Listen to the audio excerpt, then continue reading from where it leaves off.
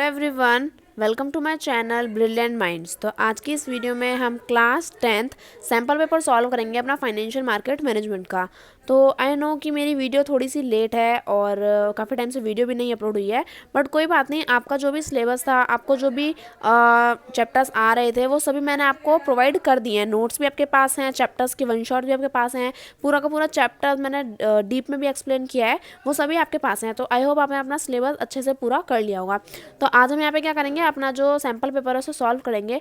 तो ये देखो, आपको मैं बता देती हूँ, आपका मैक्सिमम मार्क्स 50 हैं और जो आपका पास टाइम ड्यूरेशन है वो 2 आवर्स की है। और ये तो हमें जैसे कि बता ही रखा है पार्ट ए और पार्ट बी में, कि पार्ट ए में आपकी एम्प्लॉयबिलिटी स्किल्स आएंगी 10 मार्क्स की, और पार्ट बी में आपका जो सब्जेक्ट है उसकी स्पेसिफिक स्किल्स आएंगी 40 मार्क्स की। तो यहाँ पे हमें पूरा बता रखा है कि आपको कितने क्वेश्चन अटेम्प्ट करने हैं, 1 मार्क्स वाले क्वेश्चन, 2 मार्क्स वाले क्वेश्चन। तो ये तो आपको पता ही है। अब यहाँ पे हम क्या कर लेते हैं, अपना जो हमारा जनरल इंस्ट्रक्शन है उनके बारे में जान लेते हैं। तो यहाँ पे क्या दिया है, देखो कि मतलब इसमें आपको बता रखा है कि आपको टोटल कितने क्वेश्चन अटेम्प्ट करने हैं, कौन सा क्वेश्चन कितने मार्क्स का है। आपके 2 सेक्शंस हैं, एक सेक्शन ए और सेक्शन बी। एक सेक्शन ए जो है आपका वो ऑब्जेक्टिव टाइप है 24 मार्क्स का, और जो सेक्शन बी है वो आपका सब्जेक्टिव टाइप है 26 मार्क्स का। तो ये आपको यहाँ पे जनरल इंस्ट्रक्शंस दे रखे हैं, तो आप चाहो तो इन्हें पढ़ सकते हो और फिर आप अपना सैम्पल पेपर जो है वो स्टार्ट कर सकते हो। तो यहाँ पे हमें क्या दिया है, सबसे पहले सेक्शन ए हमारा ऑब्जेक्टिव टाइप क्वेश्चंस हैं। तो हम यहाँ पे स्टार्ट करते हैं। तो सबसे पहले हमें क्या दिया है, क्वेश्चन नंबर 1, जिसमें दिया है answer any 4 out of these 6 questions on employability skills. सारे क्या हैं, एक मार्क्स के क्वेश्चन है। तो आपको टोटल 2 ऑप्शन दे रखे हैं, 2 चॉइसेस दे रखे हैं, टोटल 6 क्वेश्चन आपको 4 करने हैं। तो देखो, हम ना स्टार्ट करते हैं। तो सबसे पहला क्वेश्चन हमें क्या दिया है, if students are unable to meet their assignment submission deadlines then which type of stress में इंड्यूस। अब देखो, ये आपको अच्छे से पता ही होगा। समझो कि आपको टीचर ने, जो आपकी टीचर है, उन्होंने आपको कोई काम दिया, कोई प्रोजेक्ट बनाने के लिए दिया, और उसकी एक डेडलाइन आपको दे दी है कि आपको 15 फरवरी से पहले पहले आपको ये सबमिट करना है, और उसके बाद वो उन्हें नहीं लेंगी, जो भी आपका प्रोजेक्ट है वो नहीं लेंगी। और अगर आप सोचो 14 फरवरी तक आपका प्रोजेक्ट नहीं बना और आपकी डेडलाइन कल है और आपको कल देना ही देना है वो प्रोजेक्ट, अगर आप नहीं दे पाओगे तो आपको कौन सा स्ट्रेस बनेगा। पहला मेंटल स्ट्रेस, दूसरा फिजिकल स्ट्रेस, तीसरा सोशल स्ट्रेस, चौथा पॉजिटिव स्ट्रेस। सीधी सी बात है, आपके मेंटली आपको क्या पड़ेगा, एक प्रेशर पड़ेगा कि यार मेरा तो कंप्लीट हुआ ही नहीं और मुझे कल देना है। तो आपको क्या होगा, मेंटल स्ट्रेस होगा। तो जो आपका फर्स्ट है उसका आंसर क्या है, मेंटल स्ट्रेस। तो हम अपने आंसर को टिक कर लेते हैं। तो देखो, हमारा आंसर क्या है, मेंटल स्ट्रेस। ओह, बी नहीं है, ए है। मैं यहाँ पे लिख भी देती हूँ, एक काम करती हूँ। अरे भाई मिट जा, लो, यहाँ पे हमारा आंसर क्या है, ए। तो आप समझ जाना, ठीक है। तो अब देखो, यहाँ पे हम आगे बात कर, अरे ओके, ठीक है। तो अब हम आगे बात करते हैं। हमारा सेकंड क्वेश्चन क्या है, इसमें दिया है where are the files and folders deleted by the user stored in the computer. तो देखो, तो सीधी सी बात है, अगर आप कोई भी अपनी फाइल या फिर कोई भी फोल्डर डिलीट कर देते हो अपने कंप्यूटर से, तो वो कहाँ जाके स्टोर होता है। हमें ऑप्शन पढ़ने की भी जरूरत नहीं है, हमें सीधा ही पता है कि रिसाइकल बिन, यानी कि जहाँ पे भी जो भी हमारा चीज़ें डिलीट हो जाती हैं, जो भी हम डिलीट करते हैं, वो सारी कहाँ पे स्टोर होती हैं, हमारी रिसाइकल बिन में, यानी कि हमारा B, oh shit, okay, B option में। यहाँ पे हमारा क्या, बी ऑप्शन करेक्ट है। यहाँ पे क्या, रिसाइकल बिन में हमारा सब क्या हो जाता है, स्टोर हो जाता है। देखो, अब हम अपने थर्ड की बात करें। यहाँ दिया है which ancient practice induce a series of postures and breathing exercise practice to achieve control of body and mind. तो यहाँ पे मैं क्या दिया है कि मतलब कौन सा वो एंशिएंट प्रैक्टिस है, यानी कि पुराने टाइम की वो कौन सी प्रैक्टिस है जिसकी वजह से हम अपना मतलब अपने बॉडी पोस्चर्स और ब्रीदिंग एक्सरसाइज से हम क्या कर सकते हैं, अपनी बॉडी पर और माइंड पर कंट्रोल हासिल कर सकते हैं। तो आप सभी को पता है, आपके माँ बाप भी बोलते होंगे, है ना, टीचर्स भी बताते रहते हैं। जो बच्चे के पास फिजिकल एजुकेशन होगी उन्हें तो पता ही होगा कि यहाँ पे हम क्या, किसकी बात करें, योगा की। क्योंकि देखो, मेडिटेशन से आप मेंटली स्ट्रांग होते हो, है ना। फिजिकल एक्सरसाइज से आप आपकी जो फिजिकल बॉडी है, अपीयरेंस है, वो अच्छी होती है। लिसनिंग म्यूजिक से आपको क्या होता है, आप थोड़ा रिलैक्स फील करते हो, है ना, आपको थोड़ा अच्छा फील होता है अगर आपको म्यूजिक सुनना अच्छा लगता है तो। लेकिन योगा से क्या होता है, आप अपनी बॉडी पर और माइंड पर दोनों क्या कर सकते हो, कंट्रोल कर सकते हो। तो यहाँ पे हमारा कौन सा ऑप्शन सही है, ऑप्शन नंबर डी, योगा। ठीक है, तो आई होप आपको अच्छे से समझ में आया होगा। अच्छा देखो, अब हमने फोर्थ की बात करते हैं, how do entrepreneurs innovate into the market. अब देखो, मैं आपसे कहूँ कि कोई नया बिजनेस आया है मार्केट में, तो जो वो एंटरप्रेन्योर है वो किस तरह से मार्केट में इनोवेट करेगा कुछ भी चीज़ें, है ना, किस तरह से इनोवेट करेगा, किस तरह से वो अपनी मार्केट में अपनी एक नई पहचान बनाएगा। तो यहाँ पे हमें ऑप्शंस दिए हैं, by bringing unique and new products and services, by doing exercises, by contesting elections, by wastage of natural resources. इतने आसान ऑप्शंस दे रखे हैं कि आपको पहला ऑप्शन पढ़ते ही समझ में आ गया होगा कि इसका आंसर क्या है, ए। देखो अगर कोई भी बिजनेस, कोई भी कंपनी मार्केट में आई है, तो अगर वो कोई नया प्रोडक्ट, कोई अच्छा प्रोडक्ट, सारे प्रोडक्ट से हट के कोई प्रोडक्ट लाई है, कोई अच्छी सर्विस दे रही है वो कंपनी, तो वो इंटरप्रेन्योर जो है वो मार्केट में अपना एक अपनी पहचान बना पाएगा। तो फिर वो क्या करेगा, वो जो हमारा इंटरप्रेन्योर है वो अच्छी तरह से मतलब मार्केट में रह पाएगा, टिक पाएगा, अपने प्रोडक्ट्स दे पाएगा। तो यहाँ पे हमारा क्या ऑप्शन हो गया, हमारा ऑप्शन नंबर ए जो है वो करेक्ट हो गया। देखो अब हमें फिफ्थ की बात कर लेते हैं। Which of the following shortcut key is use to paste a file. तो आपने अगर अपना बेसिक कंप्यूटर भी सीखा है तो आपको पता होगा कि हम कौन सी शॉर्टकट की का इस्तेमाल करते हैं, कंट्रोल+V। तो कंट्रोल+V से हम क्या कर सकते हैं, अपनी जो भी हमारी फाइल है उसे हम पेस्ट कर सकते हैं। तो इसका सी ऑप्शन क्या हो गया, करेक्ट हो गया। अच्छा देखो अब यहाँ पे हमें सिक्स ऑप्शन दिया है कि state any one function of an entrepreneur. तो आप यहाँ पे अपना कोई भी फंक्शन डाल सकते हैं कि एक एंटरप्रेन्योर, देखो एक तो आपको यही मिल जाएगा, ये वाला हमारा, देखो मैं कलर चेंज कर देती हूँ ताकि आपको याद रहे। एक मिनट बस है ना, रेड कलर ले लेते हैं, ये तो ऑरेंज आ गया, लो रेड ले लिया, ठीक है। ये देखो ये वाला था, ओह शिट इतना बड़ा, आजकल मैं शिट वर्ड को ज़्यादा यूज़ करने लगी हूँ देखो ये वाला, ये जो आपका ऑप्शन नंबर 1 है ना, इसी को आप लिख सकते हैं कि यहाँ पे जो हमारा यूनिक प्रोडक्ट है ना, ये सब करके आप यहाँ पे लिख सकते हैं कि जो हमने यहाँ पे ये वाला दे सकते हैं कि जो इंटरप्रेन्योर है, आप ये वाला फैक्टर भी लिख सकते हैं कि जो हमारा इंटरप्रेन्योर है वो हम कैसे देंगे, उसका एक ही तो फंक्शन लिखना है। तो अगर आपको ऑप्शन में ही मिल रहा है तो आप ये भी लिख सकते हैं, पर मैं आपको फिर भी अलग से बता देती हूँ कि देखो जो इंटरप्रेन्योर है वो उसका कोई भी एक फंक्शन कि वो अच्छा प्रोडक्ट दे, दूसरा उसकी जो सोच है वो थोड़ी अलग हो, वो थोड़ा आउट ऑफ द बॉक्स जाके सोचे, लोगों की जो नीड्स है उनके हिसाब से एक अच्छी सर्विस प्रोवाइड करे, या फिर वो थोड़ा सा रिस्क टेकिंग हो और वो अपने काम को लेके थोड़ा डेडिकेटेड हो। तो आप ऐसा कोई भी फंक्शन जो है वो अपना वो टाइम बाउंडेड चीज़ों को ज़्यादा लेता हो, मतलब ऐसा ना हो कि थोड़ा लेजी टाइप हो कि यार अभी नहीं थोड़ा बाद में, तो वो थोड़ा ना टाइम की थोड़ी रिस्पेक्ट करता हो इंसान। तो इस तरह के फंक्शंस जो है आप इंटरप्रेन्योर से रिलेटेड आप यहाँ पे लिख सकते हैं। अब देखो अपना क्वेश्चन नंबर 2 पे पहुंच गए, तो यहाँ पे बात कर लेते हैं answer any 5 out of the given 6 question. तो आप यहाँ पे आपको 6 क्वेश्चन दिए हैं और आपको इनमें से एक की चॉइस है, आप कोई भी 5 कर सकते हैं। पर देखो मेरे लिए कोई भी चॉइस नहीं है, मैं 6 के 6 ही कराऊंगी, ठीक है। तो देखो पहला दिया है विच of the following is an example of physical asset. तो सीधी सी बात है, फिजिकल असेट की बात हो रही है, पढ़ लेते हैं हमारे ऑप्शन। देखो मैं कलर चेंज कर लेती हूँ, पहले तो ब्लू कलर ले लेते हैं देखो विच ऑफ द फॉलोइंग, अच्छा ठीक है, पहला real estate, second fix deposit, third provident fund, चौथा शेयर्स। देखो हमें बोला है कि फिजिकल असेट कौन सा है, तो जो रियल इस्टेट है वो क्या होता है, हमारे फिजिकल असेट्स होते हैं। ये हमें ये बात हमें पहले से ही पता है, मतलब जब मैंने चैप्टर पढ़ाया तो उसके बीच दौरान मैंने आपको बताया होगा कि जो रियल इस्टेट है वो क्या होता है, हमारे फिजिकल असेट। फिजिकल यानी कि जो जिस चीज़ को हम टच कर सके, छू सके, देख सके, वो सारी चीज़ें क्या हो जाती हैं, हमारी रियल इस्टेट में आ जाती है। जैसे हमारी प्रॉपर्टी, हाउस, प्लॉट, ये सब क्या आता है, हमारे रियल इस्टेट हमारे किस में आता है, फिजिकल असेट्स में आते हैं। तो आई होप आपको ये पता होगी बात। पर चलो ठीक है, अब हम अपना जो सेकंड क्वेश्चन है वो देख लेते हैं। What is the other name of preferential issue. ये बात तो आपके चैप्टर में ही लिखी है, प्रेफरेंशियल इशू का सेकंड नेम क्या है, वो हमारे प्राइवेट प्लेसमेंट, ये बात आपको पता है ना, ठीक है। अब हम अपनी बात कर लेते हैं थर्ड वाले क्वेश्चन की। Name a customize contract between two entities where settlement take place on a specific date in the future at today's pre agreed price. तो देखो ये तो जो मैंने आपको डेरिवेटिव वाला चैप्टर पढ़ाया था क्लास 10th का चैप्टर नंबर 5, तो मैंने आपको बताया था, मतलब स्टेटमेंट दे रखी है आपको बुक में ही। तो यहाँ पे हमारा क्या आ जाएगा, वो आ जाएगा हमारा फ्यूचर कॉन्ट्रैक्ट। यानी कि फ्यूचर कॉन्ट्रैक्ट हमारे वो कॉन्ट्रैक्ट होते हैं जो क्या हो जाते हैं, फ्यूचर में एक प्री एग्रीड प्राइस पर क्या होता है, जो हमारी सेटलमेंट होती है वो पहले ही हमारे दो एंटिटीज़ यानी कि दो पार्टीज़ के बीच में पहले ही सेटल हो जाती है, उसके बाद क्या करती है, वो काम करती है। तो यहाँ पे हमारा ऑप्शन बी क्या है, करेक्ट है। अब देखो अपने फोर्थ क्वेश्चन की बात करते हैं, यानी कि क्वेश्चन नंबर 2 का fourth part.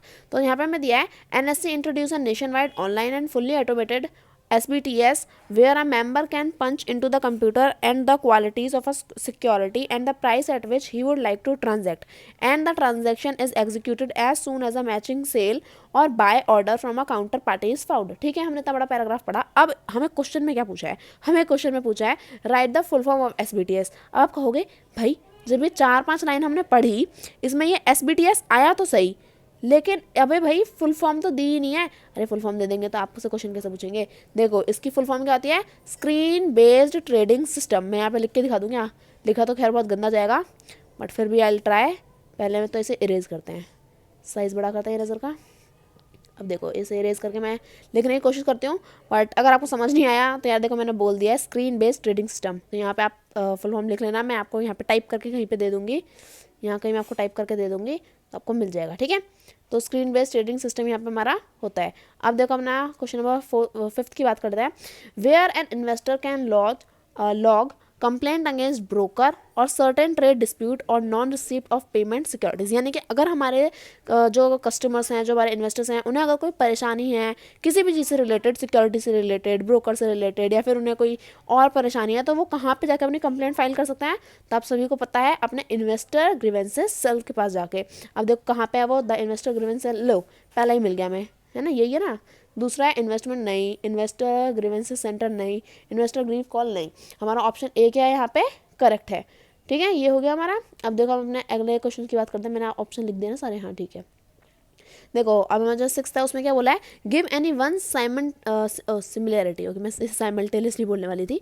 Give any one similarity between bank and depository. तो आपकी बैंक और डिपॉजिटरी के आपको 4-5 सिमिलैरिटीज़ दे रखे हैं आपकी बुक में। आप उनमें से आपको जो भी पसंद है वो लिख सकते हैं कि बैंक और डिपॉजिटरी में से, जैसे कि आप लिख सकते हैं कि बैंक में हम जो है अपना मनी, जो भी हमारा फंड होता है उसे सेव करते हैं। डिपॉजिटरी में हम अपने शेयर्स जो हैं, अपनी जो इक्विटीज़, मतलब जो हमारा जो हमारी ये है क्या बोलते हैं ना, इन्वेस्टमेंट से रिलेटेड जो भी सिक्योरिटीज होते हैं उन्हें हम क्या कर सकते हैं? सेव कर सकते हैं। तो जो भी आपकी सिमिलैरिटी, जो भी आपको पसंद है, जो भी आपका लगता है कि हाँ ये सिमिलैरिटी मुझे याद है, वो आप यहाँ पे लिख सकते हैं। तो यहाँ पे कोई भी एक सिमिलैरिटी आप यहाँ पे लिख सकते हैं। मैंने आपको एक सिमिलैरिटी यहाँ पे बता दी। अब देखो हमारा क्वेश्चन नंबर 3 क्या है? यहाँ पे क्वेश्चन नंबर 3 है, answer any 5 out of the given 6 question. फिर से आपके पास 6 क्वेश्चन है, आपको 5 करने हैं, मैं 6 के 6 कराऊंगी। पर चलो हम करते हैं। पहला दिया है, विच amongst the following is not a credit rating agency. मुझे ना थोड़ा सा खराश है, तो प्लीज़ थोड़ा सा माइंड मत करना। विच amongst the following is not a credit rating agency in India. देखो अब हमें तो पहला दिया है CRISIL CRISIL, public sector, ICRA, Fitch. तो देखो पर देखते ही समझ में आ गया, यहाँ पे हमारा पब्लिक सेक्टर, ओ अच्छे से टिक करते हैं, पब्लिक सेक्टर। यहाँ पे हमारा बी क्या हो गया? बी हमारा करेक्ट ऑप्शन हो गया, कि यहाँ पे हमारा जो बाकी A, C और D है वो क्या है? हमारी क्रेडिट रेटिंग एजेंसीज हैं इंडिया में, लेकिन पब्लिक सेक्टर हमारे यहाँ पे क्रेडिट रेटिंग एजेंसी नहीं है। और हमें यहाँ पे नॉट पूछा है। भाई बच्चे इसमें इतनी गलतियाँ करते हैं ना, नॉट की जगह पे मतलब सब कुछ सही करेंगे, बस जो नॉट पूछा होता है ना उसकी जगह पे बस कर देंगे, अपना कांड मचा देंगे बिल्कुल, और उनका ऑप्शन गलत हो जाता है। ज़्यादा कुछ नहीं होता, बस आंसर नहीं नंबर नहीं मिलता आंसर क्वेश्चन के। देखो सेकंड दिया है, Ram open a fix deposit account with a bank, what is the other name of a fix deposit account with the bank. अच्छा देखो राम ने क्या किया, अपना बैंक के साथ एक फिक्स डिपॉजिट अकाउंट खोला है, ठीक है। अब हमसे क्वेश्चन में पूछा है कि अब जो ये हमारा फिक्स डिपॉजिट है बैंक, इसका कोई दूसरा नाम भी होता होगा भाई, है ना। तो हमसे वो दूसरा नाम ही पूछा है। तो चलो अब नाम बताती हूँ मैं आपको। तो यहाँ पे मैं लिख ही देती हूँ ना आपके लिए, मैं कोशिश करूँगी ही, बट स्टिल यहाँ पे हमारा क्या आ जाएगा? Term deposit. आंसर क्या है हमारा? टर्म डिपॉजिट, TERM टर्म, और DEPOSITE। वाह मैंने पूरा लिख दिया, टीचर की कोशिश कामयाब हुई, ठीक है। तो यहाँ पे हमारा क्या आंसर है? यहाँ पे हमारा आंसर है टर्म डिपॉजिट, ठीक है। तो अब जो हमारा नेक्स्ट क्वेश्चन है उसे देख लेते हैं। यहाँ पे क्या दिया है? थर्ड क्वेश्चन में दिया है, the regulator ensures that the market. अब मैं इसे मिटा देती हूँ वरना क्वेश्चन में थोड़ी सी दिक्कत आएगी। लो मिटा देती हूँ मैं, ठीक है। यहाँ पे मैं आगे क्या बोला है? यहाँ पे बोला है कि the regulator ensure that the market participant behave in a desired manner so that security market continue to be a major source of finance for corporate and government and the interest of investor are protected, ठीक है। Name any one regulator of the security. लो भाई किसी भी एक regulator का नाम बताना, तो आप किसी का भी नाम बता सकते हैं। सबसे फेमस वाला जो हर किसी बच्चे को पसंद है और अच्छे से याद होगा, फेमस वाला हमारा सेबी, SEOBI, सेबी, ठीक है। सेबी, ये आप सभी को याद होगा, मतलब आपकी रगों में बस गया होगा, इतनी बार नाम आया है ये, है ना। तो आप यहाँ पे सेबी भी यहाँ पे लिख सकते हैं, ठीक है। अब हम अपना नेक्स्ट क्वेश्चन देखते हैं। यहाँ पे हमें क्या बोला है कि fixed asset and investment are example of, यानी कि हमें पूछा है कि फिक्स्ड असेट और जो इन्वेस्टमेंट है वो हमारे किस चीज़ के एग्जाम्पल हैं। Option A source of fund, option B application of fund, option C loan fund, option D share holder fund. फटाफट से आप अपना आंसर बताइए, हम लॉक करेंगे। और ये क्वेश्चन है 54 रुपये के लिए, क्योंकि मैं आपको पैसे नहीं देने वाली, आप लोगों का पेपर अच्छा जाए मैं इसलिए मेहनत कर रही हूँ, ठीक है। तो इसका हमारा आंसर क्या है? इसका हमारा आंसर हमारा कहाँ गया भाई, ये कहाँ गया? अरे ये रहा, एप्लीकेशन ऑफ फंड, यानी कि हमारा बी ऑप्शन क्या है यहाँ पे? करेक्ट है। अब देखो fifth, when a security is sold above its face value it is said to be issued at a ठीक है, ये तो सुनते में ही समझ में आ गया। आप लोगों ने इतना ज़्यादा मतलब जैसे अगर आप देखोगे मतलब डिज्नी प्लस, हॉटस्टार और ये आपका नेटफ्लिक्स, ये सब जो है इन सब में भी प्रीमियम आता है ना, कि आप पहले से ही खरीद के रख लो। थोड़ा सा ज़्यादा होता है पर ठीक है, यानी कि जब आप किसी भी फेस वैल्यू को क्या करते हो, थोड़ा हाई प्राइस में सेल करते हो, सोल्ड करते हो, तो क्या होता है, वो प्रीमियम होता है। तो इसका आंसर क्या है, इसका आंसर भी हमारा बी है। ठीक है, अभी मैं फालतू चीज़ें मिटा देती हूँ। ठीक है, अब देखो आगे बात करें, हमारा क्वेश्चन क्या है, 6th, which amongst the following institution can not be a depository. यहाँ पे ध्यान रखना बच्चे, यहाँ पे डिपॉजिटरी कर करके आ जाते हैं, यहाँ पे बोला है नॉट, यानी कि डिपॉजिटरी पार्टिसिपेंट नहीं होना चाहिए। तो इनमें से कौन सा है वो, पहला bank, financial institution, SEBI registered trading member, CARE। तो लो यहाँ पे हमारा ऑप्शन डी क्या है, यहाँ पे हमारा करेक्ट है, यानी कि जो CARE केयर है हमारा वो क्या है, डिपॉजिटरी पार्टिसिपेंट नहीं है। तो डी ऑप्शन क्या हो गया, अच्छे से लिखेंगे, ऐसा गंदा गंदा क्यों लिखें, परफेक्शन नाम की भी एक चीज़ होती है। डी ऑप्शन क्या है, यहाँ पे हमारा करेक्ट है। अब देखो हम अपना क्वेश्चन नंबर 4 की तरफ चलते हैं। हमें क्या बोला, answer any 5 out of the given 6। ठीक है, 6 क्वेश्चन है आपके पास, 5 करेंगे। चलो स्टार्ट करते हैं। पहला दिया है फुल फॉर्म ऑफ ADR। देखो अमेरिकन डिपॉजिटरी रिसीविंग नहीं, अमेरिकन, अच्छा फुल फॉर्म आपको याद करनी पड़ेगी, आपके बुक के लास्ट पेज में ही दिया है, तो वो आप फटाफट से याद कर सकते हैं, इतनी बड़ी कोई बात नहीं है, आप याद करते चलो तो आपके लिए अच्छा रहेगा, आप पेपर में आराम से कर पाओगे, इधर उधर पूछने की जरूरत नहीं पड़ेगी। देखो पहला ऑप्शन अमेरिकन डिपॉजिटरी रिसीविंग नहीं, अमेरिकन डिपॉजिटरी रिसीव्ड, लो मिल गया हमें हमारा आंसर। ऑप्शन बी क्या है हमारा, करेक्ट है। यहाँ पे हमारा अच्छे से लिखेंगे भाई, गंदा गंदा काम नहीं करते हम। ये आ गया यहाँ पे बी ऑप्शन। ठीक है, यहाँ पे हमारा बी ऑप्शन क्या है, करेक्ट है। तो ADR की फुल फॉर्म है अमेरिकन डिपॉजिटरी रिसीव्ड। अब देखो सेकंड क्वेश्चन दिया है, name any 2 commodities which can be considered as underlying asset in the commodity derivative market. यहाँ पे हमें कोई भी क्या बतानी है, अच्छा 1 मिनट पेन ले लेती हूँ अपना। यहाँ पे हमें कोई भी 2 कमोडिटीज़ के नाम बताने हैं जो हम क्या कर सकें, कंसीडर कर सकें एज अंडरलाइंग असेट्स की तरह। तो यहाँ पे हम अपना लिख देता है जो हमारी 2 कमोडिटीज़ हैं। तो हमें यहाँ पे कोई भी 2 कमोडिटीज़ के नाम बताने हैं, तो आप कोई भी 2 कमोडिटीज़ के नाम दे सकते हैं।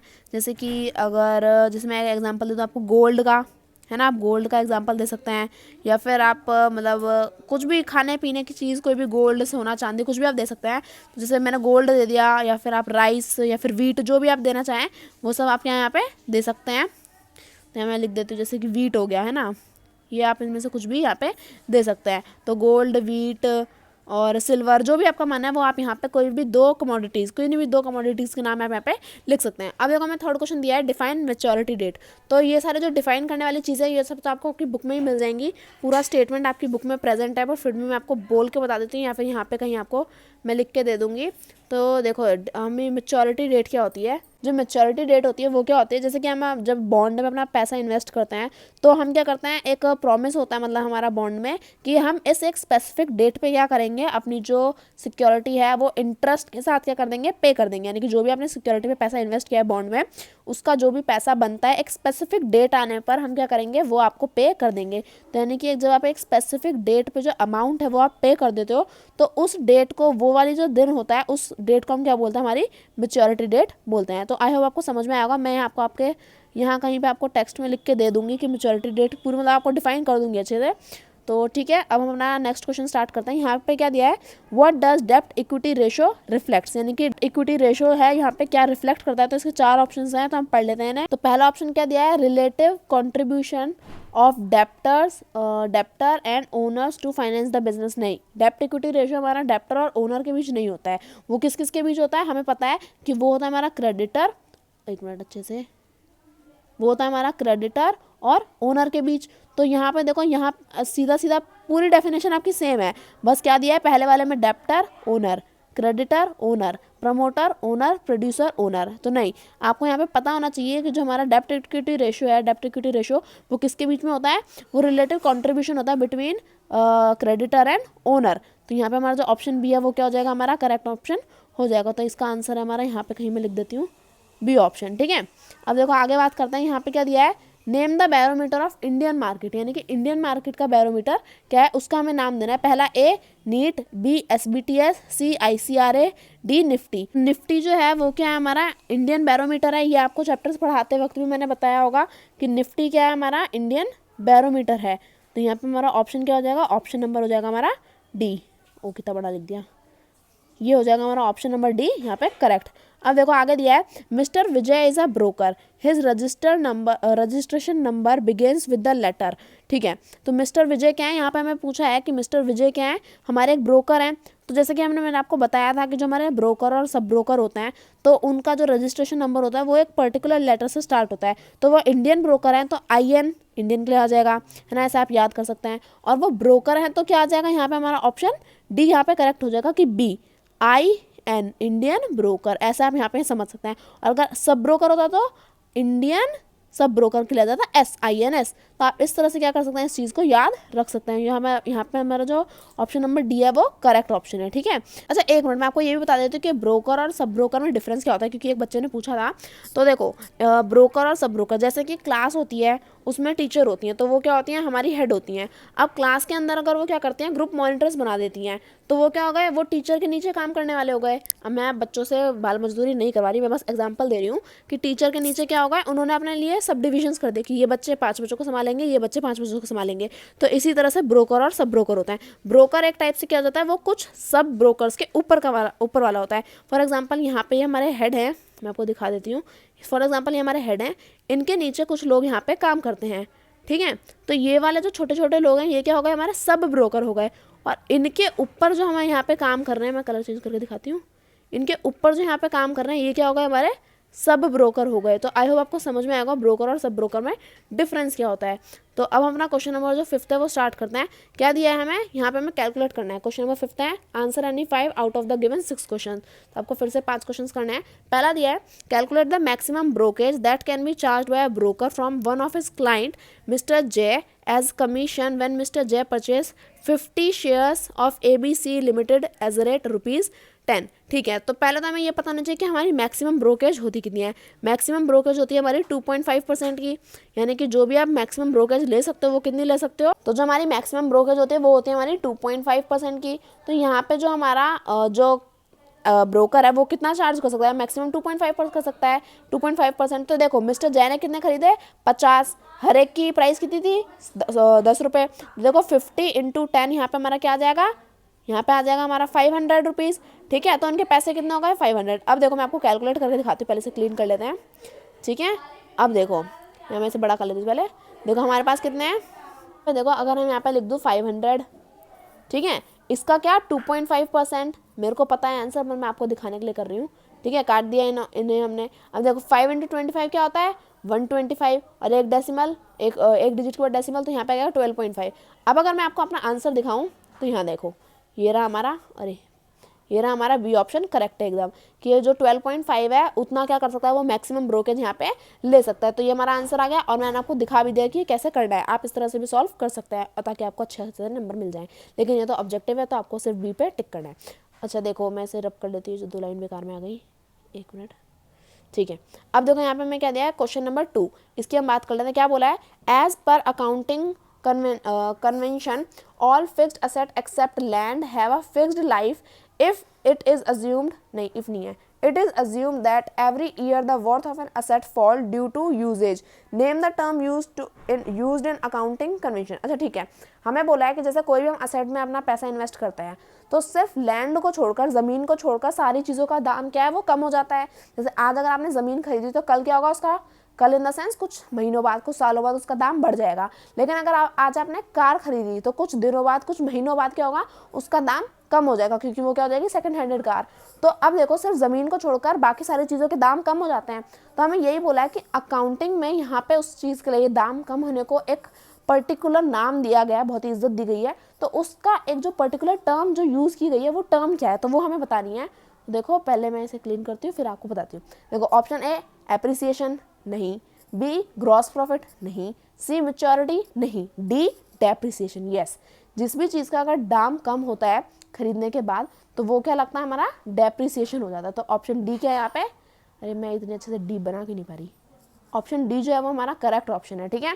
अब देखो आगे बात करते हैं, write the full form of NEAT, NEAT की आपको क्या करनी है, फुल फॉर्म देनी है। तो देखो अगर आपको फुल फॉर्म याद हो गया तो आराम से कर पाओगे। तो नीट की फुल फॉर्म होती है नेशनल एक्सचेंज ऑटोमेटेड ट्रेडिंग। तो ये बात आपको पता होनी चाहिए, क्योंकि अगर आप फुल फॉर्म याद रखोगे तभी आप इन सब चीज़ों को लिख पाओगे। तो मैं आपको लिख के दे दूँगी यहाँ पे कहीं, देखो यहाँ कहीं, अरे 1 मिनट, यहाँ कहीं आपको मैं लिखी हुई मिल जाएगी, ठीक है।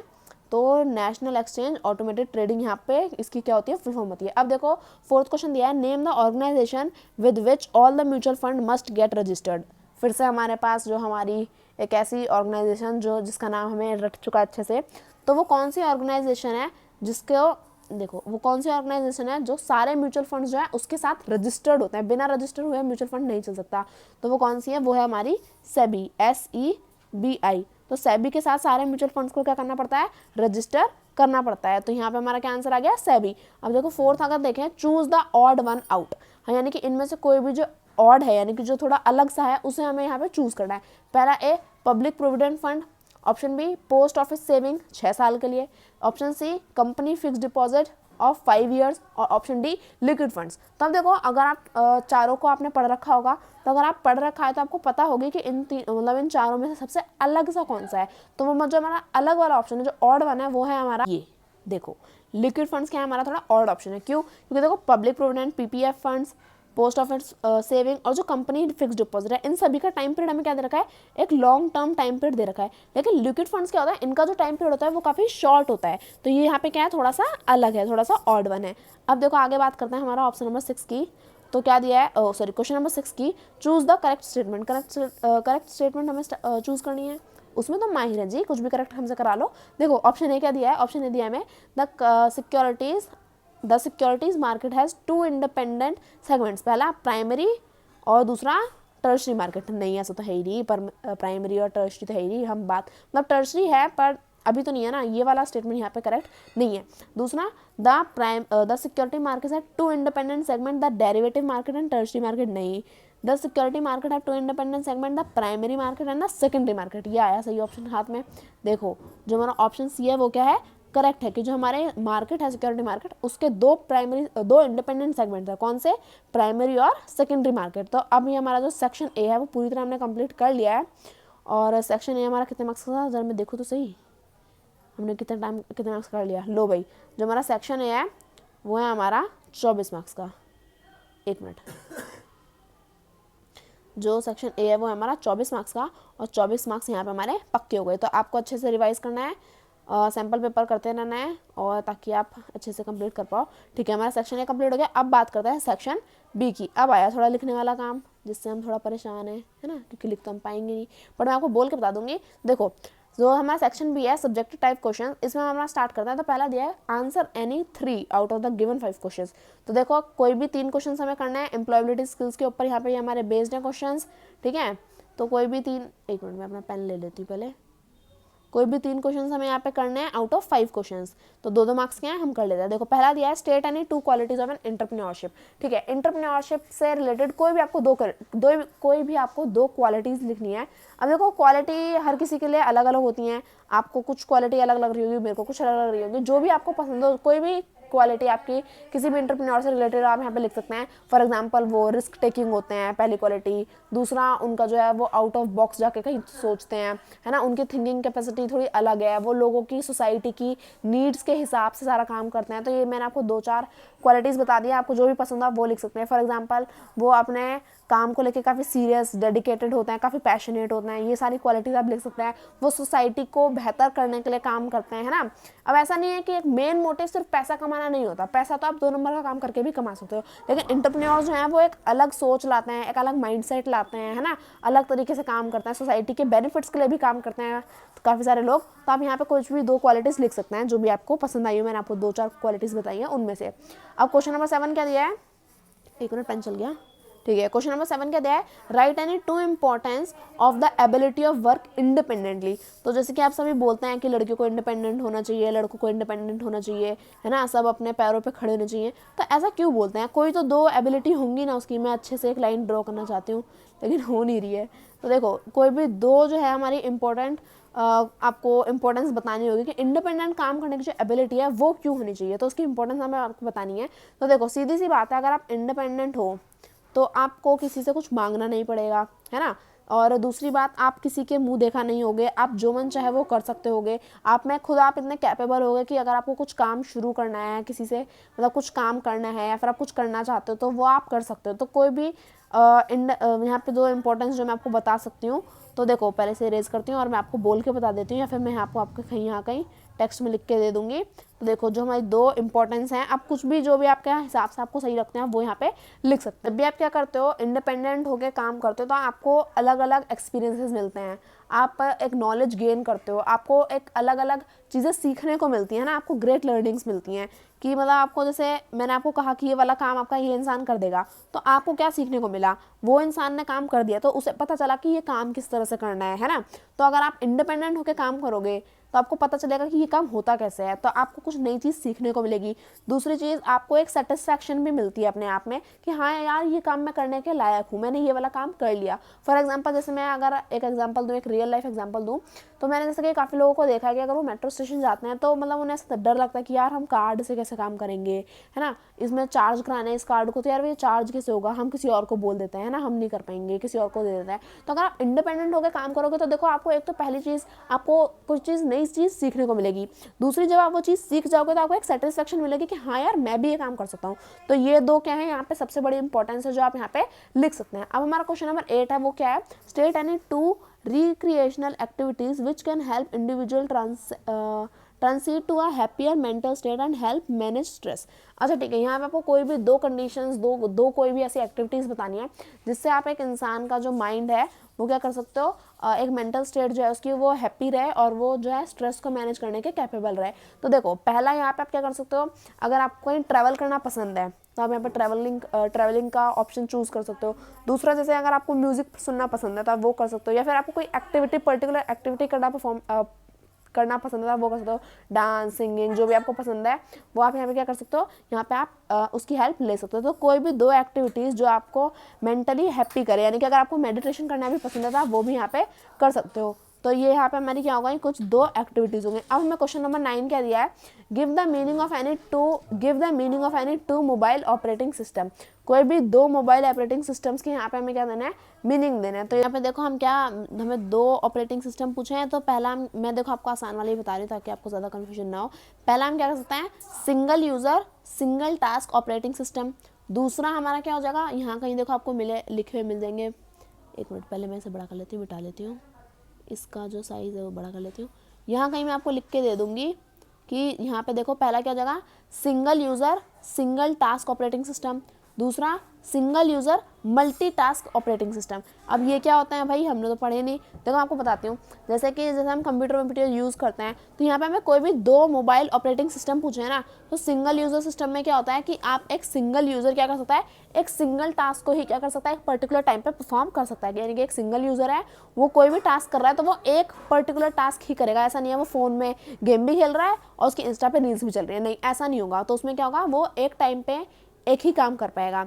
और दूसरा यहाँ पे क्या है, दूसरा जो हमने बात करी single user multitask operating system, यानी कि वो जो सिंगल यूज़र है वो एक ही टाइम पे क्या कर रहा है, दो चीज़ें यहाँ पे ऑपरेट कर पा रहा है। फॉर एग्जांपल, अगर आप कोई कंप्यूटर चलाते हो तो आप ऐसा कर सकते हो, यानी कि आप दो विंडोज़ खोल के यहाँ पे एक ही यूज़र क्या कर सकता है, दो विंडो खोल के काम कर सकता है। दो विंडो इन द सेंस यानी कि आप दो कोई भी टास्क यहाँ परफॉर्म कर सकते हो।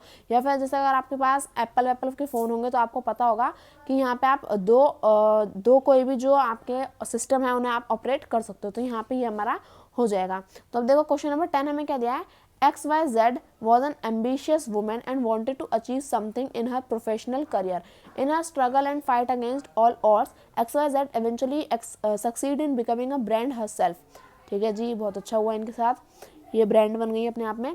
अब हमें क्या पूछा है, पहला पूछा है जो ए है हमारा, name the kind of entrepreneurial activity, यानी कि ये जो हमारी XYZ जो भी हमारी एम्बिशियस वुमेन थी, इनका कौन से काइंड ऑफ एंटरप्रेन्योरियल एक्टिविटी है ना, ये हमें बताना है। और जो हमारा ऑप्शन बी है वो क्या है, मतलब क्वेश्चन बी है वो क्या पूछा है हमें, write any one step which an entrepreneur takes to build an organization. तो पहला तो हमें बताना है कि ये कौन सी एक्टिविटी थी, और दूसरा यहाँ पे हमें कोई भी एक स्टेप बताना है जो एक एंटरप्रेन्योर के लिए क्या है, कोई भी ऑर्गेनाइजेशन बिल्ड करने के लिए यहाँ पे इंपॉर्टेंट हो। तो सीधी सी बात है, यहाँ पे हमारी किसकी बात हुई है, एक एम्बिशियस वुमेन की। तो यहाँ पे आप क्या लिख सकते हो, यहाँ पे हम लिख सकते हैं वुमन एंटरप्रेन्योरशिप एंटरप्रेन्योरल एक्टिविटी, बस इतना सही लिखना है आपको कि ये क्या है, हमारी एक वुमेन ने काम किया, एक एम्बिशियस वुमेन की यहाँ पे बात हो रही है। आप यहाँ पे लिख सकते हैं और जो हमारा कोई भी एक वन स्टेप जिसकी बात हुई है, जो भी एक ऑर्गेनाइजेशन को बिल्ड करने की यहाँ पे हमारा लगेगा, तो वो कोई भी एक स्टेप हो सकता है। जैसे कि कोई भी अगर आपको एक ऑर्गेनाइजेशन स्टार्ट करनी है, कुछ भी आपको काम स्टार्ट करना है, तो उसके लिए आपको क्या करना पड़ेगा, कुछ लोगों की ज़रूरत पड़ेगी।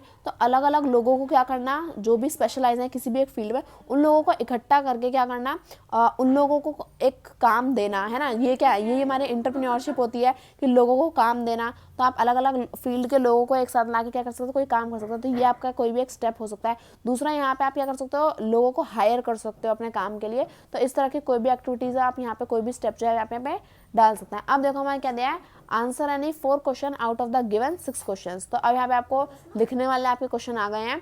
तो देखो पहला मैं क्वेश्चन नंबर 11 दिया है, right any 2 difference between offer of shares through book building and offer of shares through normal public issue. अच्छा ठीक है, तो यहाँ में क्या बोला है कि हमें कोई भी 2 डिफरेंस बताने हैं। पहला, जो हम शेयर्स को ऑफर करते हैं, पहला ऑप्शन बुक बिल्डिंग के थ्रू, और सेकंड नॉर्मल पब्लिक इशू। तो हमें पता है कि हम क्या करते हैं, 2 तरीके से अपने शेयर्स को यहाँ पे पब्लिक को देते हैं। पहला तो हो गया हमारा बुक बिल्डिंग के थ्रू, और दूसरा हो गया हमारा नॉर्मल पब्लिक इशू। तो यहाँ पे हमें डिफरेंस बताना है, तो मैं आपको बोल के बता देती हूँ, आप यहाँ पे क्या कर सकते हैं, इसे नोट कर सकते हैं। तो देखो हमारे 2 डिफरेंस क्या हो जाएंगे। देखो जब हम बुक बिल्डिंग के थ्रू क्या करते हैं, अपने शेयर्स को ऑफर करते हैं, और जो हम नॉर्मल पब्लिक इशू के थ्रू अपने शेयर्स को ऑफर करते हैं, तो उनमें क्या डिफरेंस है।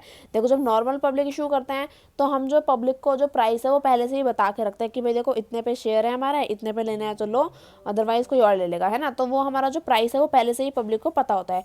लेकिन जब बुक बिल्डिंग के थ्रू ऑफर करता है, उसमें क्या आता है, कोई भी जो प्राइस है वो शेयर का फिक्स नहीं होता है, उसमें ऊपर नीचे होता रहता है। कि मतलब जो भी प्राइस है वो पहले से ही पब्लिक को हम नहीं बता के रखते हैं, वो हमें एट द एंड जाकर पता चलता है। और देखो जो नॉर्मल पब्लिक इशू है, उसमें क्या होता है कि उसमें हमें शुरुआत से ही पता होता है एक तो, हाँ दूसरा होता है हमारा कि जो हमारी डिमांड है वो हमें बुक बिल्डिंग में क्या है, साथ साथ में पता चलती रहती है कि मतलब पब्लिक में कितनी डिमांड है हमारी शेयर की, है ना। तो ये बुक बिल्डिंग के दौरान हमें पता चल जाता है। लेकिन जो हम नॉर्मल पब्लिक इशू करते हैं, ये एट द एंड हमें पता चलता है कि पब्लिक को कितनी ज़्यादा इंटरेस्ट है हमारी इसमें, पब्लिक की डिमांड क्या है हमारे शेयर को लेकर। ये सारी चीज़ें आप इसमें क्या कर सकते हैं, डिफ्रेंशिएट कर सकते हैं। दूसरा, अब हमें जो क्वेश्चन नंबर 12 है वो हमें क्या दिया है, calculate the gross profit ratio from the following information. अब देखो ग्रॉस प्रॉफिट रेशियो का पहले तो आपको फॉर्मूला पता होना चाहिए, ठीक है। उसमें अब हमें यहाँ पे पूरी इन्फॉर्मेशन दे रखी है कि हमारी अमाउंट क्या है। ओपनिंग स्टॉक हमें दे रखे हैं ₹10,000 के, है ना। सेल्स हमें दे रखी हैं 80,000 की, परचेज हमें दे रखे हैं 30,000 के, क्लोजिंग स्टॉक हमारे 30,000 के हैं, वेजेस एंड सैलरी हमारी 50,000 की हैं, 100 10,000 यस हमारे 50,000 की हैं। ग्रॉस प्रॉफिट हमें क्या दे रखा है, ग्रॉस प्रॉफिट हमें दे रखा है 20,000 का। अब इन सबका टोटल हमें यहाँ पे क्या दे रखा है, 1 100 10,000 10,000 लाख, 1,10,000 का। यहाँ पे हमें क्या दे रखा है, टोटल प्राइस दे रखा है। तो अब देखो पहले तो हमें ग्रॉस प्रॉफिट रेशियो का फॉर्मूला पता होना चाहिए। फॉर्मूले के अंदर आप सारी वैल्यूज को पुट करोगे, उसके बाद आपका आंसर जो है वो खुद ब खुद आ जाएगा। तो देखो हम पहले फॉर्मूला में आपको बता देते हैं, उसके बाद आप क्या कर सकते हैं, इस क्वेश्चन को इजीली सॉल्व कर सकते हैं। यहाँ पे हमें सेल्स दे रखी है हमारी, यहाँ पे हमारा ग्रॉस प्रॉफिट दे रखा है। तो ग्रॉस प्रॉफिट का फॉर्मूला क्या होता है, देखो यहाँ लिख लेते हैं हम। ग्रॉस प्रॉफिट का फॉर्मूला होता है हमारा, जो हमारा नेट जो ग्रॉस प्रॉफिट आया है वो, ग्रॉस प्रॉफिट रेशियो का फॉर्मूला क्या होता है, देखो ग्रॉस प्रॉफिट डिवाइडेड बाय में हमारी नेट सेल्स, ठीक है। अब हमें रेशियो निकालना है, तो यहाँ पे मल्टीप्लाई बाय 100 कर देंगे, ठीक है। अब देखो यहाँ पे हमारी ग्रॉस प्रॉफिट कितने का है, ग्रॉस प्रॉफिट हमारा 20,000 का है, नेट सेल्स हमारी 80,000 की है। तो यहाँ पे हम लिख सकते हैं फॉर्मूला, देखो मैंने 1 मिनट मिटा देते हैं पहले से, फॉर्मूला मैंने यहाँ लिख दिया है, सॉल्व में यहाँ करके दिखा रही हूँ। यहाँ क्या आ जाएगा, आपका जो प्रॉफिट है, प्रॉफिट कितना है, आप सॉरी पहले आ जाएगा आपको प्रॉफिट, हाँ 20,000 का आपका प्रॉफिट है, डिवाइडेड बाय में 80,000 की आपकी क्या है, सेल्स हैं। 4 टकले से 4 टकले, इन्हें उड़ा दो 1/4। अब इसे डिवाइड करोगे तो क्या आंसर आ जाएगा, और यहाँ पे मल्टीप्लाई बाय 100 भी कर लेना, क्योंकि आपका निकाले परसेंटेज। तो यहाँ पे अगर आप इसे डिवाइड करोगे तो यहाँ आ जाएगा आपका 0.25 मल्टीप्लाई बाय 100, यानी कि आपका 25। यह आ गया आपका आंसर। तो आंसर क्या आ गया आपका 25। तो इस तरह से आप क्या कर सकते हो, बस आपको फॉर्मूला याद करना है। काफ़ी आसान क्वेश्चन आते हैं 10th क्लास में, तो फॉर्मूला याद करो, डायरेक्ट वैल्यूज को पुट करो, क्योंकि आपको सारी वैल्यूज जो है पहले से ही गिवन होती हैं। तो यहाँ से आप क्या कर सकते हो, इस क्वेश्चन को सॉल्व कर सकते हो। तो ये भी हमारा क्वेश्चन सॉल्व हो गया। क्वेश्चन नंबर 13 देख लेते हैं। टोटल क्वेश्चन हमारे कितने हैं, 1 मिनट, ये पेन चल गया यहाँ पे, ठीक है। टोटल क्वेश्चन है हमारे 21, जल्दी जल्दी करेंगे। तो क्वेश्चन नंबर 13 है हमारा, there are 2 depositories in India which provide dematerialisation of securities, name them, ठीक है। तो आपको क्या करना है, आपकी जो 2 डिपॉजिटरीज हैं, आपका जो डिपॉजिटरी वाला चैप्टर था ना, उसके बारे में हमें यहाँ पे 2 डिपॉजिटरीज हमें उसमें बताई थी। पहली यहाँ पे हमारी क्या हो जाएगी, पहली हमारे यहाँ पे हो जाएगी NSDL, अरे पेन NSD दिख नहीं रहा, 1 मिनट, पहली हमारी क्या हो जाएगी, कलर चेंज कर लेते हैं ब्लू से, फिर आपको ज़्यादा अच्छे से दिख जाएगा। पहली हो जाएगी यहाँ पे हमारी NSDL है ना, नेशनल सिक्योरिटी डिपॉजिटरी लिमिटेड, और दूसरी हो जाएगी हमारी CDSL, central depository security limited. तो ये दोनों यहाँ पे हमारी क्या हो जाएंगी, दो डिपॉजिटरी के नाम जो हमें यहाँ पे बताने थे। तो ये आप यहाँ पर आसानी से कर सकते हैं। हमारा क्वेश्चन नंबर 14 क्या है, explain any two of the following items, sorry two of the following terms. क्या बोला है पहला वाला, कोई भी दो, आपको यहाँ पे कोई भी दो टर्म्स यहाँ पे एक्सप्लेन करनी है। पहला ऑथराइज कैपिटल, दूसरा इश्यू कैपिटल, तीसरा सब्सक्राइब्ड कैपिटल। तो ऑथराइज कैपिटल, इश्यूड कैपिटल और सब्सक्राइब्ड कैपिटल तीनों मैंने आपको यहाँ पे पढ़ा रखी हैं। तो आपको जो भी ज़्यादा अच्छे से आता हो वो आप यहाँ पे क्या कर सकते हैं, बता सकते हैं, उसके बारे में एक्सप्लेन कर सकते हैं। तो मैं आपको बताती हूँ। पहला हमें दिया यहाँ पे ऑथराइज कैपिटल। देखो ये तो नाम पढ़ते में ही समझ में आ रहा होगा। पहला क्या दिया है हमें, ऑथराइज कैपिटल। ऑथराइज कैपिटल तो चलो नाम पढ़ के समझ नहीं आएगा, और बाकी सारा समझ में आ जाएगा। ऑथराइज कैपिटल में क्या है कि जो भी हमारी कंपनी है वो एक मैक्सिमम एक लिमिट होती है जहाँ तक वो अपने शेयर्स को क्या कर सकती है, इशू कर सकती है, अलॉट कर सकती है। तो वो जो हमारा मैक्सिमम लिमिट होती है जहाँ तक एक कंपनी अपने शेयर्स को ऑथराइज करा सकती है, वो क्या होती है हमारी ऑथराइज कैपिटल। दूसरा हमें दिया है इशू कैपिटल। इशूड कैपिटल यानी कि एक कंपनी ने जितने भी शेयर, जैसे अगर वो 1000 शेयर्स को ऑथराइज करा सकती है, तो अब ऐसा तो होगा नहीं कि वो एक ही दिन में सारे के सारे शेयर्स पब्लिक को दे देगी, नहीं। अगर वो जितने लिमिट तक इशू ऑथराइज करा सकती है उसके बाद वो कुछ अमाउंट को क्या करेगी, इशू करेगी पब्लिक में। तो जैसे फॉर एग्जांपल अगर उसने 1000 शेयर्स को ऑथराइज करा लिया है, यानी कि वो उसकी मैक्सिमम लिमिट है, तो उसमें से वो पहले क्या करेगी, 10 शेयर आज देगी, कुछ शेयर बाद में देगी। तो जितने शेयर्स को वो इशू करा सकती है वो क्या हो जाएंगे, इशूड कैपिटल। और चौथा जो है सब्सक्राइब्ड कैपिटल, ये हम लोगों के लिए है। सबसे पहले आपको बेल आइकन को सब्सक्राइब करना है, सारी वीडियोस आपके पास आ जाएंगी। पहले सब्सक्राइब बटन दबाओ, फिर बेल आइकन दबाओ, सारी वीडियोस आपके पास जाएंगी, और फिर आप अच्छे से पढ़ाई कर पाओगे। नहीं, सब्सक्राइब कैपिटल क्या होता है, सब्सक्राइब कैपिटल होता है कि जैसे कि अगर अब देखो पब्लिक को उन्होंने दिए शेयर्स, लेकिन ज़रूरी तो नहीं है ना कि पब्लिक ज़रूर जाके वो शेयर्स लेगी ही लेगी। तो कितने शेयर्स पब्लिक यहाँ पे ले रही है, कितने शेयर्स को पब्लिक सब्सक्राइब कर रही है, वो यहाँ पे क्या आता है, सब्सक्राइब कैपिटल में आ जाता है। तो ये यहाँ पे हमारे क्या है, तीनों का एक्सप्लेनेशन हो गई है। अब आप इनमें से कोई भी दो यहाँ पे आप लिख सकते हैं जो आपको पसंद हो। अब देखो आगे दिया हमारा क्वेश्चन नंबर 15 में, what is dividend yield, how is it calculated. तो डिविडेंड यील्ड क्या होती है और इसे हम किस तरह से कैलकुलेट कर सकते हैं। तो सबसे पहले आपको क्या पता होना चाहिए, पहले तो आपको डिविडेंड यील्ड पता होना चाहिए, फिर से किस तरह से हम कैपिटल कर सकते हैं ये आपको पता होना चाहिए। देखो मैं आपको बता देती हूँ डिविडेंड यील्ड होता क्या है। तो देखो डिविडेंड यील्ड ज़्यादा कुछ मुश्किल चीज़ नहीं है। डिविडेंड यील्ड में क्या होता है, देखो पहले समझो डिविडेंड यील्ड क्या होता है। डिविडेंड यील्ड होता है, ये एक रिलेशनशिप है किन दो चीज़ों के बीच में। पहला, एक तो आपका जो डिविडेंड है वो जो आपने पे किया, और दूसरा आपका क्या चीज़ है, दूसरी चीज़ है आपकी कि आपका जो करंट स्टॉक प्राइस है, उन दोनों के बीच का रिलेशनशिप। यानी कि जो आपका जो करंट स्टॉक प्राइस, एक मिनट पहले ले लेती हूँ, आपका जो स्टॉक प्राइस है डिवाइडेड बाय जो आपका डिविडेंड है जो आपने पे किया है इस साल, उन दोनों के बीच का जो रिलेशनशिप है ये क्या होता है, डिविडेंड यील्ड होता है। आपको कहीं ना कहीं तो यहाँ पे मैं यहाँ कहीं लिख के दे दूंगी डिविडेंड यील्ड क्या होता है पूरा एक फॉर्मेट में, ताकि आप पेपर में कैसे लिखना है वो लिख सकें। तो इस बात की टेंशन मत लेना। देखो डिविडेंड यील्ड क्या होता है, डिविडेंड यील्ड होता है एक रिलेशनशिप होता है बिटवीन जो आपका स्टॉक प्राइस है वो डिवाइडेड बाय तो जो आपका जो वो है, मतलब जो आपने डिविडेंड पे किया है साल में, वो इन दोनों के बीच का जो रिलेशनशिप है, इसी को हम क्या बोलते हैं, डिविडेंड, इसी को हम बोलते हैं डिविडेंड यील्ड। अब इसे हम कैलकुलेट किस तरह से करते हैं, तो इसे कैलकुलेट करने का तरीका जो है वो आसान है। जो आपने इसका कैलकुलेट करने का तरीका है कि जो आपने जो डिविडेंड पे किया है ना लास्ट 12 मंथ्स में, डिवाइडेड बाय जो आपका करंट स्टॉक प्राइस है, ठीक है, इन दोनों को आपस में डिवाइड कर दो तो आपका डिविडेंड यील्ड जो है वो कैलकुलेट हो जाएगा। जिस तरह मैंने आपको बताया डिविडेंड यील्ड होता क्या है, रिलेशनशिप होता है between the stock price, current stock price, और जो आपका डिविडेंड पे किया है वो। इसी तरह से आप कैलकुलेट भी कर सकते हैं कि मतलब रिलेशनशिप है ना, तो ऑब्वियस सी बात है कि जो आपका जो डिविडेंड जो पे किया है वो डिवाइडेड बाय में जो आपका करंट स्टॉक प्राइस है वो, तो ये हमारा क्या आ जाएगा, डिविडेंड यील्ड। यहाँ पे हम इस तरह से कैलकुलेट कर सकते हैं। अब जो हमारा क्वेश्चन नंबर 16 है उसे हम देख लेते हैं। इसमें क्या बोला क्वेश्चन नंबर 16 में, explain the following term bid price और आस्क प्राइस। देखो ये तो बहुत ही आसान चीज़ है, बिड प्राइस और आस्क प्राइस, ये आपको मैंने अच्छे से बताया भी था एक्सप्लेन कर करके।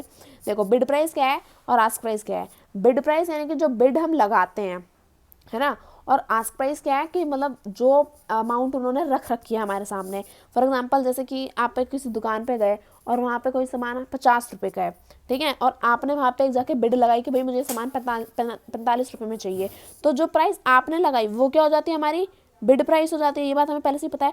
और आस्क प्राइस यानी कि वो जो मांग रहा है, जो भी हमारा सामने वाला जो इंसान है, जो भी सेलर है, वो क्या मांगता है, आस्क प्राइस, कि भाई ये चीज़ तो 50 रुपये की है और आप बिड लगा रहे हैं 45 रुपये की, तो ये बात तो अलग हुई ना। तो इस तरह से मैं बिड प्राइस और आस्क प्राइस का मैं आपको एक कंप्लीट प्रॉपर डेफिनेशन में लिख के दे दूंगी, तो आप उस चीज़ की चिंता मत करना। हम यहाँ पे मोटा मोटा क्या कह सकते हैं, यहाँ पे हम कह सकते हैं कि बिड प्राइस क्या होती है, जो हमारा बायर है ना, ये मैंने आपको शायद बताया होगा, बी से बायर बी से बिड। तो जो हमारा बायर जो प्राइस लगाता है, बायर जो दाम लगाता है, यानी कि जैसे आप किसी दुकान पर गए कोई सामान खरीद ले, तो आपने जो दाम लगाया वो क्या हो गया आपका बिड प्राइस।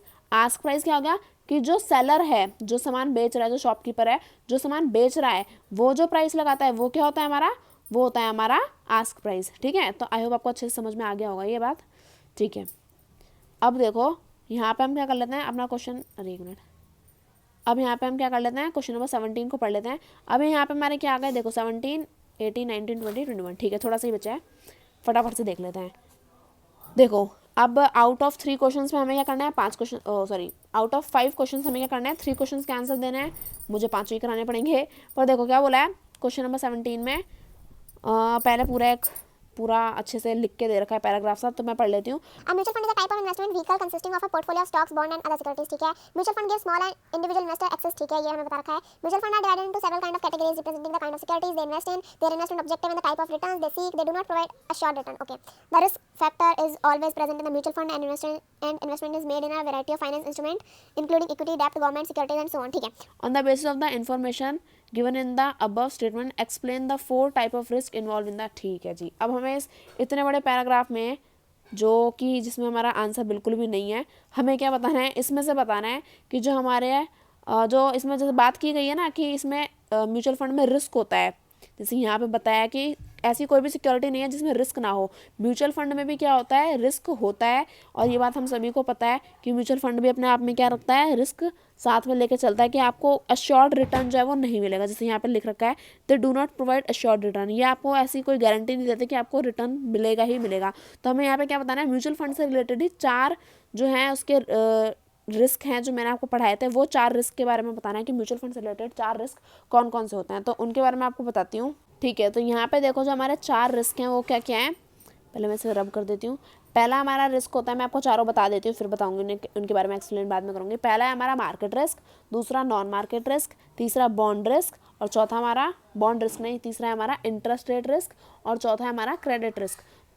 तो देखो यहाँ पे हमें क्या बोला है कि अगर हम बात करें यहाँ पे अपने मार्केट रिस्क की, तो मार्केट रिस्क तो हमारा ऑब्वियस ही बात है कि ओवरऑल मार्केट में जैसे अगर डाउनफॉल होता है तो वो हमारा मार्केट रिस्क हो जाएगा। अगर मार्केट ही हमारी डाउन चल रही है तो ऑब्वियस ही बात है म्यूचुअल फंड्स में जो हमने इन्वेस्टमेंट करी है वो भी क्या जाएगी, एक डाउनफॉल फेस करेगी। दूसरा हमारा non market risk, non market risk में क्या जाएगा कि मार्केट तो ठीक ठाक चल रही है, लेकिन आपने जहाँ पर इन्वेस्ट किया है वहीं उसकी कंपनी में कोई मतलब परेशानी है, उसी के जो शेयर्स हैं वो डाउन कर रहे हैं, या फिर उन्होंने कुछ गलती करी है, या फिर उनके शेयर्स इतने ज़्यादा अच्छे नहीं परफॉर्म कर रहे हैं, तो वो वाला आ जाएगा हमारा non market risk. Non market risk और मार्केट रिस्क आई होप आपको समझ में आएगा। मार्केट यानी कि ओवरऑल मार्केट में जो रिस्क चल रहा है, नॉन मार्केट यानी कि आपकी जो कंपनी जिसमें आपने इन्वेस्ट किया उससे रिलेटेड जो रिस्क होता है वो हमारा non market risk.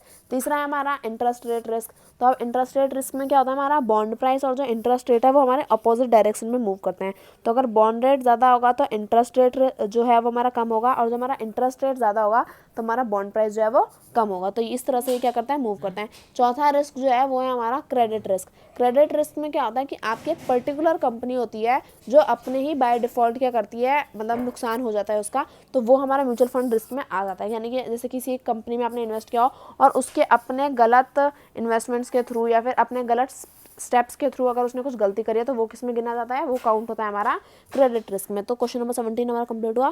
Question number 18 बोला है explain the following terms in brief, यानी कि आपको शॉर्ट में इन टर्म्स को एक्सप्लेन करना है। Record date, no delivery period, ex dividend date, ex date. तो ये 4 हमारी हैं, तो 4 मार्क्स का ये क्वेश्चन है, तो आपको इन्हें ब्रीफ यानी कि शॉर्ट में इन चारों पॉइंट्स को एक्सप्लेन करना है। तो इन्हें हम एक्सप्लेन कर लेते हैं। ठीक है, तो यहाँ पे हम बात करते हैं पहले रिकॉर्ड डेट की। तो रिकॉर्ड डेट हमारी क्या हो जाएगी, अगर हम रिकॉर्ड डेट की बात करें तो जैसे कि कोई कंपनी है, अगर वो अपने डिविडेंड यहाँ पे मतलब देने वाली है अपने शेयर होल्डर्स को, तो रिकॉर्ड डेट की हेल्प से क्या होता है, हम रिकॉर्ड डेट की हेल्प से हम ये जान सकते हैं, पता कर सकते हैं कि एक पर्टिकुलर डेट पे उस तारीख पर हमारे जो कंपनी के पर्टिकुलर शेयर होल्डर्स कौन कौन हैं। अगर हमारी उस डेट में पर्टिकुलर शेयर होल्डर्स आएंगे तो हम सिर्फ उन्हीं शेयर होल्डर्स को अपना डिविडेंड पे करेंगे जो उस लिस्ट में शो होंगे। तो रिकॉर्ड डेट हमारी क्या होती है कि हम एक कंपनी के शेयर होल्डर्स को ऑन अ गिवन डेट एक स्पेसिफिक डेट पर देख सकते हैं, तो वो हमारी रिकॉर्ड डेट होती है। बी हमें दिया non delivery period. Non delivery period हमारा क्या होता है कि इस दौरान हम सिर्फ अपनी ट्रेडिंग कर सकते हैं और हमें कोई भी डिविडेंड यहाँ पे नहीं मिलता है। तो यानी कि फॉर एग्जांपल जैसे मैंने आपको बताया कि कंपनी अगर डिविडेंड पे करने वाली है तो वो बता देती है। अब अगर कंपनी अपना डिविडेंड पे करने वाली है और कुछ लोग अगर ये सोचे कि चलो इस कंपनी के शेयर खरीद लेते हैं और कुछ दिनों बाद हमें भी डिविडेंड पे हो जाएगा, तो ऐसा नहीं होता है, क्योंकि नो डिलीवरी पीरियड हमारा स्टार्ट हो जाता है और उसमें क्या होता है कि इस टाइम पीरियड पे आप सिर्फ ट्रेडिंग कर सकते हो, यानी कि आप शेयर्स को खरीद सकते हो, लेकिन आपको कोई भी जो डिविडेंड है वो यहाँ पे आपको पे नहीं होता है। उसके बाद आपकी डिलीवरी जो है वो पीरियड, जो आपका डिलीवरी पीरियड है वो यहाँ पे बंद हो जाता है। जैसे मैंने आपको बताया नो डिलीवरी पीरियड में क्या होता है कि हम यहाँ पे सिर्फ ट्रेडिंग कर सकते हैं और जो सिक्योरिटीज़ हैं वो हमें डिलीवर नहीं की जाती है। वो हमें कब डिलीवर होती हैं, जब हमारा नो डिलीवरी पीरियड क्या है खत्म हो जाता है। उसके बाद हमें क्या होती है, हमारी सिक्योरिटी जो हमने खरीदी थी, जो हमने ट्रेड किया था, वो हमें डिलीवर हो जाती है। सी हमें दिया है एक्स डिविडेंड डेट। तो एक्स डिविडेंड डेट में क्या होता है, एक्स डिविडेंड डेट में हमारा ये होता है कि जैसे कि हमने कोई शेयर वेयर खरीदा, एक्स डिविडेंड डेट में हमारा क्या होता है कि जैसे हमने जो शेयर खरीदा अब वो बिना डिविडेंड पे किए हमें क्या किया है, हमें मिल रहा है, तो वो हमारा एक्स डिविडेंड डेट होती है। यानी कि जैसे एक्स डिविडेंड डेट का भी एक टाइम होता है, जैसे कि जब हमारा ये नो डिलीवरी पीरियड लग जाता है तो उसके बाद जो हमारा एक्स डिविडेंड डेट है वो स्टार्ट हो जाता है कि हम अगर कोई शेयर खरीद रहे हैं तो उसका हमें डिविडेंड यहाँ पे नहीं होता है, वो सिर्फ हम खरीद सकते हैं। लेकिन जैसे कुछ दिनों के बाद जैसे कंपनी डिविडेंड पे करेगी अपने शेयर होल्डर्स को, तो हम भले ही उस कंपनी के शेयर होल्डर बन जाएं, लेकिन हमें वो जो डिविडेंड है वो पे नहीं होगा, क्योंकि हम जब शेयर होल्डर बने तो कौन सा टाइम पीरियड चल रहा था, तब हमारा एक्स डिविडेंड डेट वाला टाइम पीरियड चल रहा था। अब चौथा में दिया है एक्स डेट। तो एक्स डेट हमारी क्या है, जो हमारा फर्स्ट डे है नो डिलीवरी पीरियड का, जैसे कि मैंने कहा कि कल से हमारा नो डिलीवरी पीरियड जो है वो शुरू हो जाएगा, तो यानी कि कल से जो है, जो कल जो हमारी फर्स्ट डेट होगी हमारे नो डिलीवरी पीरियड की, वो क्या होती है, हमारी एक्स डेट। तो ये चारों में पॉइंट्स मैंने आपको एक्सप्लेन कर दिए हैं। अब हमारा जो 19 क्वेश्चन है वो देख लेते हैं। There are the two factors that influence the price of a stock, explain them. यहाँ पे जो हमारे दो फैक्टर्स हैं जो हमारे स्टॉक के प्राइस को अफेक्ट करता है, पहला है हमारा स्टॉक स्पेसिफिक, दूसरा है हमारा मार्केट स्पेसिफिक। तो स्टॉक स्पेसिफिक और मार्केट स्पेसिफिक क्या होता है, स्टॉक स्पेसिफिक होता है कि एक कंपनी से रिलेटेड हमने अपनी पहले से एक सोच बना रखी है, जैसे कि कोई एक पर्टिकुलर कंपनी है वो बहुत टाइम से अच्छा करती आ रही है, तो हमारा क्या होता है, पब्लिक अपने आप में एक ओपिनियन बना लेती है कि हाँ ये कंपनी जो है अच्छा परफॉर्म करती है, तो उसका प्राइस जो है वो कंपनी खुद ब खुद नहीं, उसका प्राइस जो है वो पब्लिक खुद ब खुद क्या कर देती है, इंक्रीज कर देते हैं। जैसे कोई भी एक पर्टिकुलर कंपनी आप ले सकते हैं कि हाँ ये कंपनी जो है अच्छा करती है, फॉर एग्जांपल हमारी XYZ कंपनी है, वो कुछ सालों से अच्छे से ग्रो करती आ रही है, अच्छा डिविडेंड पे करती है, अच्छे तरीके से काम करती है, तो उसका जो प्राइस ऑफ स्टॉक है वो क्या होता है, ऑटोमेटिकली इंक्रीज हो जाता है। तो यहाँ पे हमारा ये कौन सा फैक्टर काम किया, स्टॉक स्पेसिफिक, यानी कि एक पर्टिकुलर कंपनी के बारे में जो ओपिनियन पब्लिक बना लेती है वो हमारा स्टॉक स्पेसिफिक आता है। मार्केट स्पेसिफिक में क्या होता है, मार्केट स्पेसिफिक में होता है हमारा कि जैसे कि पूरी एक मार्केट है, उसके अब हम पूरी एक मार्केट को लेकर चल रहे हैं और पूरी मार्केट के साथ साथ जो हमारी कंपनी है उससे रिलेटेड जो हमने अपने ओपिनियंस बना रखे हैं। फॉर एग्जांपल अभी मार्केट अच्छी चल रही है तो ऑब्वियसली बात है कि सारी कंपनियां थोड़ा थोड़ा अच्छा काम करेंगी, है ना, उनके शेयर्स के भी प्राइस अच्छे रहेंगे। अब अगर मार्केट डाउन करती है तो क्या होता है, तो फिर जो बाकी सारी जो कंपनीज हैं जो इतना अच्छा काम नहीं करती, तो उनमें भी क्या करना पड़ता है, थोड़ा सा डाउनफॉल देखना पड़ता है।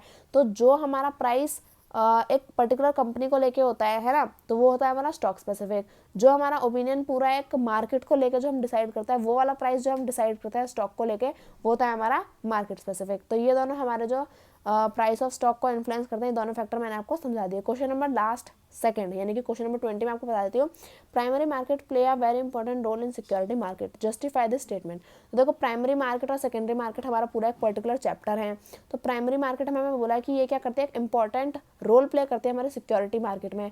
तो प्राइमरी मार्केट जैसे मैंने आपको बताया था कि क्या होता है, यहाँ पे जो हमारे शेयर्स हैं वो डायरेक्ट हम अपनी कंपनी से क्या करते हैं, जो है वो इशू किए जाते हैं। तो प्राइमरी मार्केट ऐसा कौन सा इंपॉर्टेंट रोल प्ले करते हैं सिक्योरिटी मार्केट में, उसके बारे में यहाँ पे जस्टिफाई करना है। तो प्राइमरी मार्केट में क्या होता है, पहला हमारा अगर मैं फैक्टर डिस्कस करूँ तो प्राइमरी मार्केट में हमारा होता है कि जैसे प्राइमरी मार्केट क्या करती है, वो हमारी फर्स्ट मार्केट होती है जो हमें फ्रेश शेयर्स जो है इशू करते हैं। तो प्राइमरी मार्केट में हमें क्या मिलते हैं कि आप गवर्नमेंट सेक्टर और जो आपका कॉर्पोरेट्स है उन दोनों को ही क्या कर सकते हो, आप शेयर यहाँ पे डायरेक्ट कंपनी से, कॉर्पोरेट से आप क्या कर सकते हो, अलॉट करवा सकते हो। तो प्राइमरी मार्केट जो होती है वो क्या करती है, न्यू शेयर्स जो है वो अलॉट करवाती है। और जैसे सेकेंडरी मार्केट में जाकर क्या होता है कि इन्वेस्टर्स को ही क्या कर रहे होता है, अपने शेयर ट्रेड कर रहे होता है। लेकिन प्राइमरी मार्केट में क्या होता है, आप डायरेक्ट कंपनी से शेयर्स जो है वो इधर उधर जो भी है ट्रेडिंग कर रहे होते हो। तो प्राइमरी मार्केट का पहला क्या हो जाता है कि आप डायरेक्ट कॉर्पोरेट से यहाँ पे डील करते हो। और दूसरा यहाँ पे क्या है, प्राइमरी मार्केट हमें एक चैनल प्रोवाइड कराते हैं हमारी न्यू सिक्योरिटीज़ के लिए, सेल्स फॉर न्यू सिक्योरिटीज़। तो यहाँ पे हमें क्या बोला है कि प्राइमरी मार्केट एक तो देखो पहले क्या कराती है, अपने जो हमारे शेयर्स हैं, जो भी उसके शेयर्स होते हैं, वो डायरेक्ट अपने कॉर्पोरेट से गवर्नमेंट को मतलब गवर्नमेंट सिक्योरिटीज़ को भी हम क्या करा सकते हैं, यहाँ पे एक अपॉर्चुनिटी प्रोवाइड कराते हैं।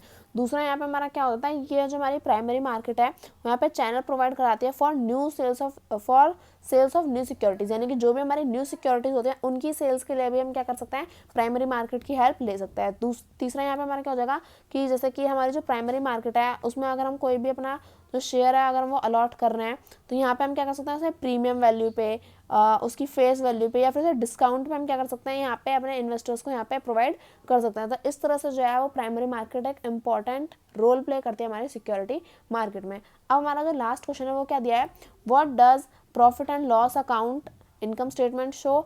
Second, briefly explain the various method of systematically analysing a company. तो यहाँ पे हमारे 21 क्वेश्चन में ही 2 पार्ट दे रखे हैं। पहला हमें profit and loss account statement के बारे में पूछा है।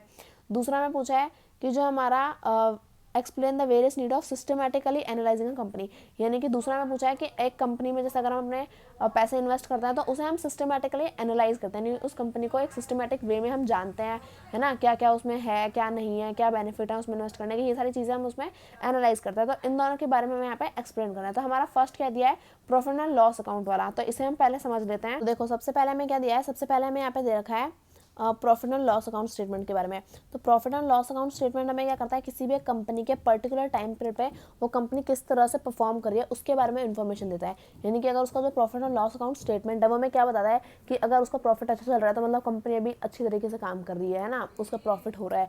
तो profit and loss account statement हमें कोई इतनी बड़ी इन्फॉर्मेशन नहीं देता है, बट हाँ वो भी एक इंपॉर्टेंट रोल प्ले करता है। तो profit and loss account statement से हम क्या कर सकते हैं, एक पर्टिकुलर टाइम पे, एक स्पेसिफिक टाइम पे कंपनी किस तरह से परफॉर्म करती है, किस तरह से काम करती है, इसके बारे में हम क्या ले सकते हैं, इन्फॉर्मेशन ले सकते हैं। तो इस तरह से आप इसे एक्सप्लेन कर सकते हैं।